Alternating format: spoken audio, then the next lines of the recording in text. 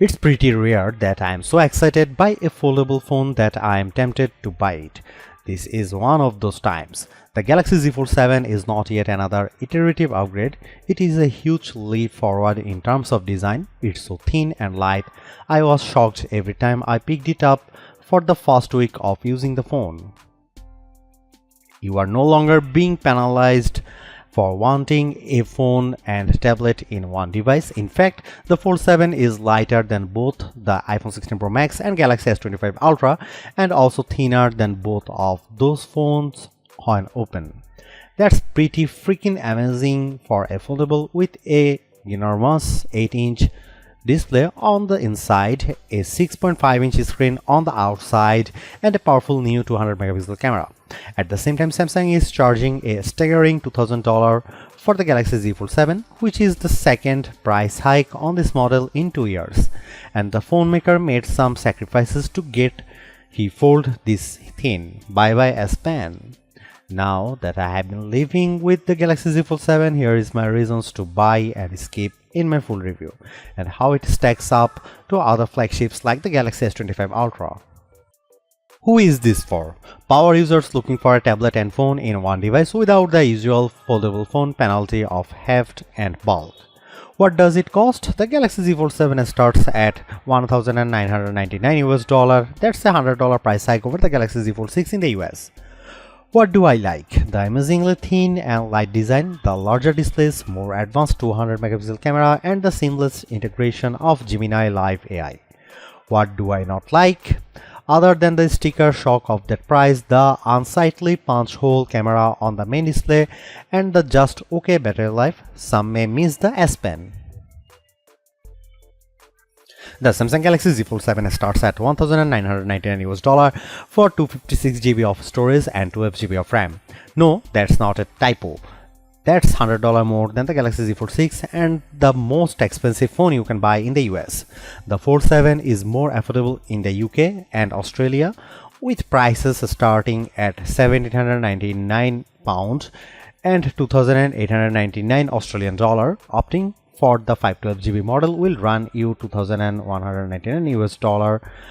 Want to try 1 terabyte? You are looking at $2,419 US, but at least that includes a bump in RAM to 16 GB. Let's get something out of the way. The Galaxy Z Fold 7 may not be the thinnest and lightest puka style foldable in the world, but it is such a huge improvement over the Galaxy Z Fold 6 that it feels like a totally new device.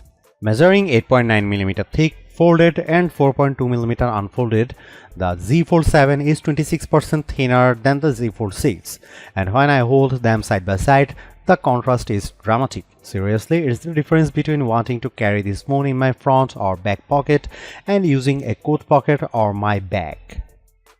For those scoring at home, the Honor Magic B5 is reportedly 8.8mm thin when closed and 4.1mm when open, but that's not a phone that's available for sale in the US.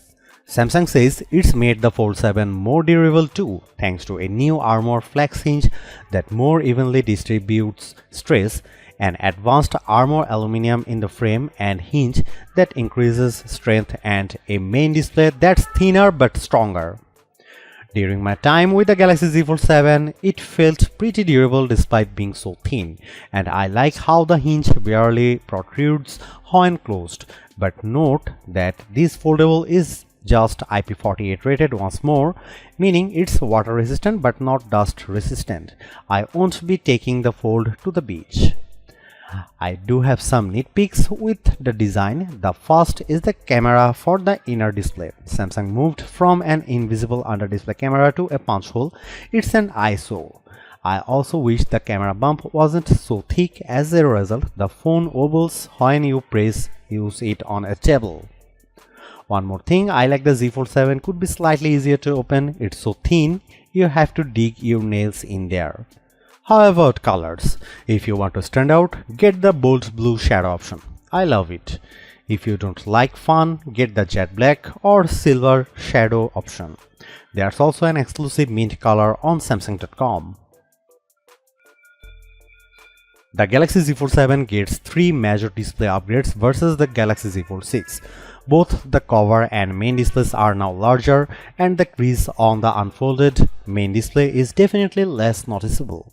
Starting with the inside, the Galaxy Z Fold 7's main display has grown from 7.6 inches to 8 inches, which is pretty big jump. I appreciated the extra real estate when watching the Superman trailer on YouTube, but especially when working on spreadsheets in Google Sheets.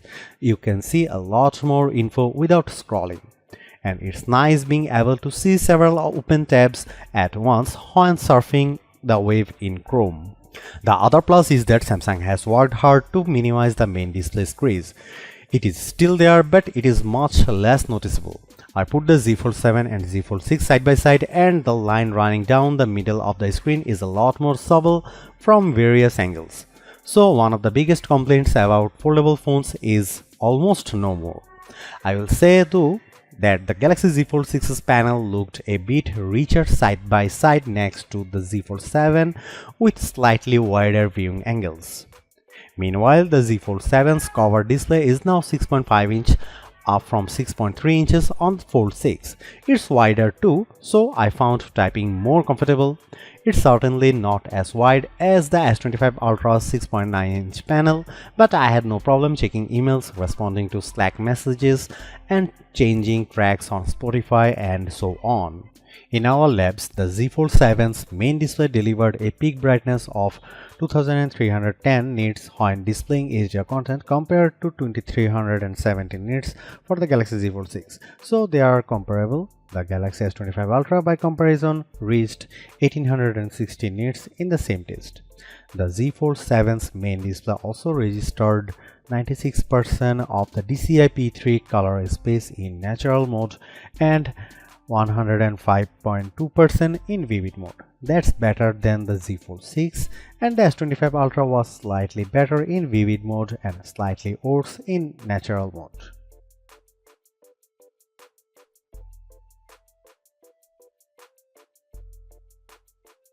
The large camera lamp on the back holds the 200 megapixel main, 12 megapixel ultra wide, and 10 megapixel 3x telephoto cameras.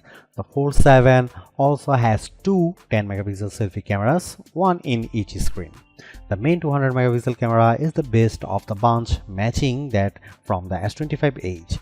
It is a top drawer camera capable of capturing great images across a range of lighting conditions, and it is a significant upgrade on previous generation phones. The 12 megapixel ultra wide camera is solid and capable of taking some very good close-up macro photos, which is always fun. The 3x telephoto camera is equally good, producing great portraits, but it gets a bit soft and grainy indoors and can't match the 5x zooms on top slab phones. The selfie cameras are a similar story, with great detail in good light that quickly becomes a bit grainy indoors. You can shoot selfies with the main camera using the outside screen as a viewfinder when the phone is open, which produces much better results. The camera app has plenty of modes, is straightforward to use, and shoots equally solid video. Overall, the Fold 7 has a great camera system that is not a significant downgrade on flagship slab phones, which is thoroughly impressive. Here are some camera samples of the new Samsung Galaxy Z Fold 7.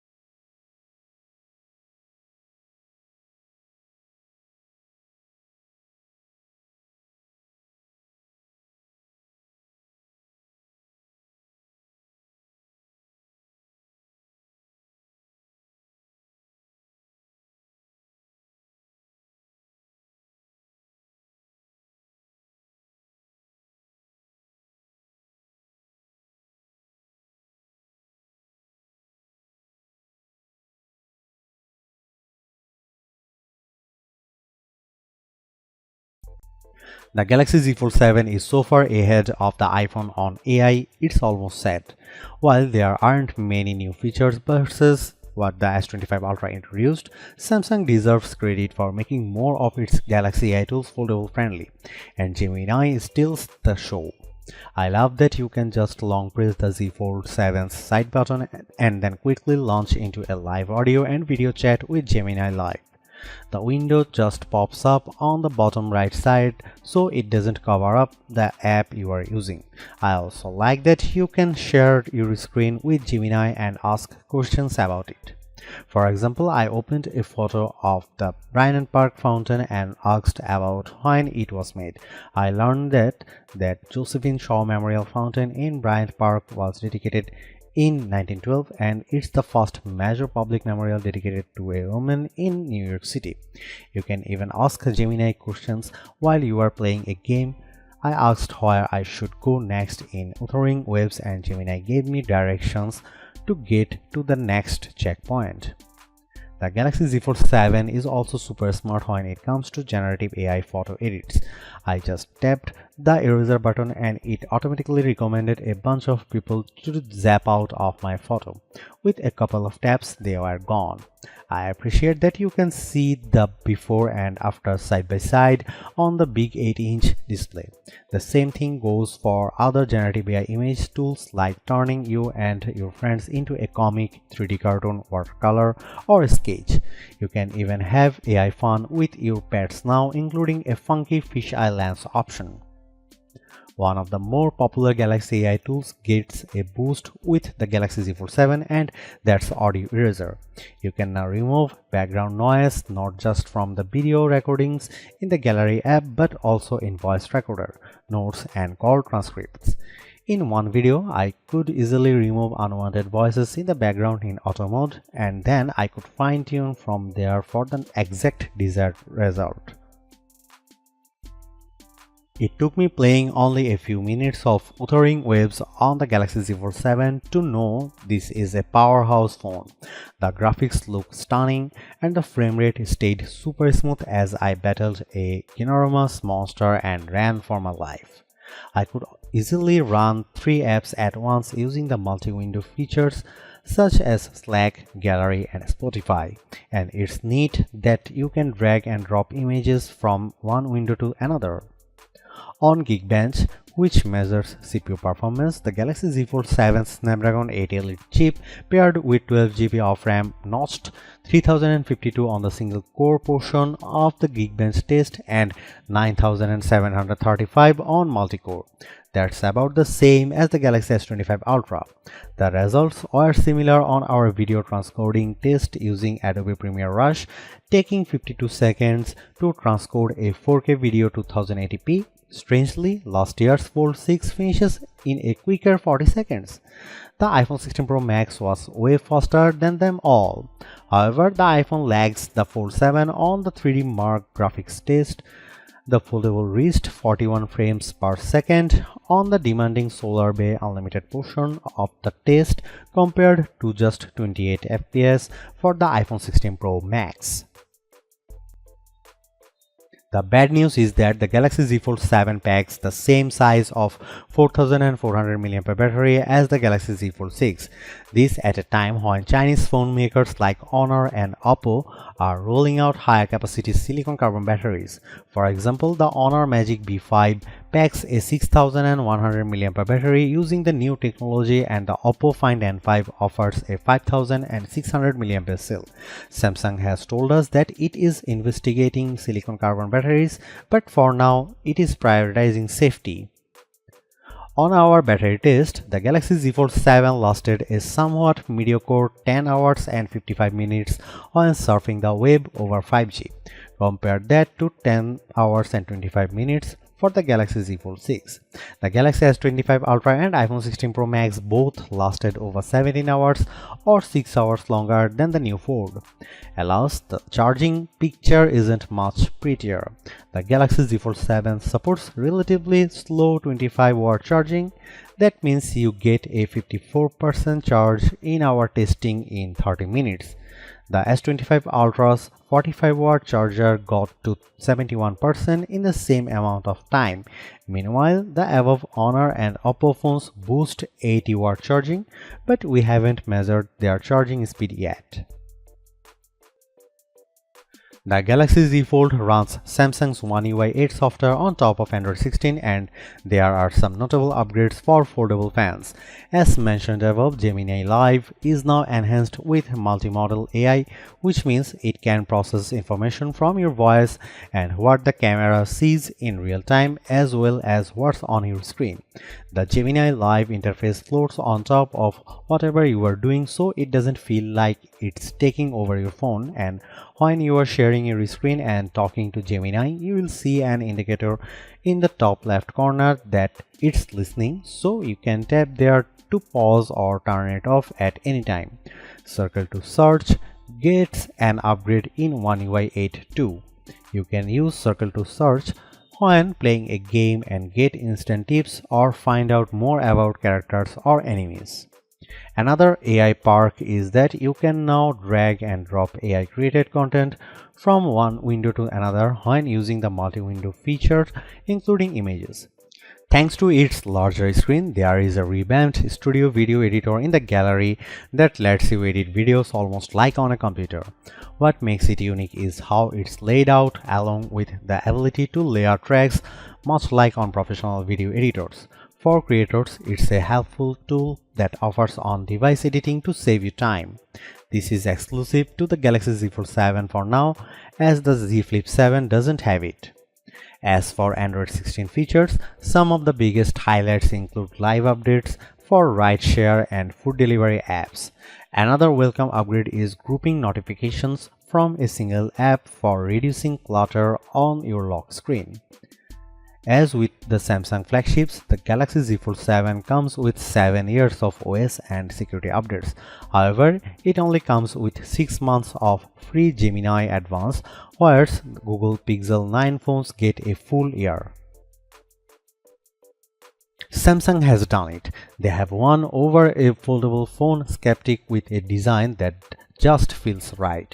The Galaxy Z Fold 7 is a trump of engineering, packing larger displays in a design that's so thin and light you forget that you are carrying a foldable around.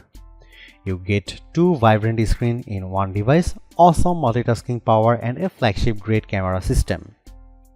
And the AI features really shine on this bigger canvas, especially Gemini Live screen sharing. So what's the problem? The $2000 price is super steep, and I wish Samsung found a way to pack in a larger battery. I personally can live without the S Pen, though creatively inclined users may be peeved, and I really don't mind the punch hole camera. The megapixel upgrade makes up for it. I think the Galaxy S25 Ultra is better option if you want longer battery life, even better cameras, and S Pen support for hundreds less. But if you are even thinking about splurging for a foldable, you will be more than happy with the Galaxy Z Fold 7. It's the best foldable phone you can buy in the US and maybe the world. It finally feels like the future we were promised is here.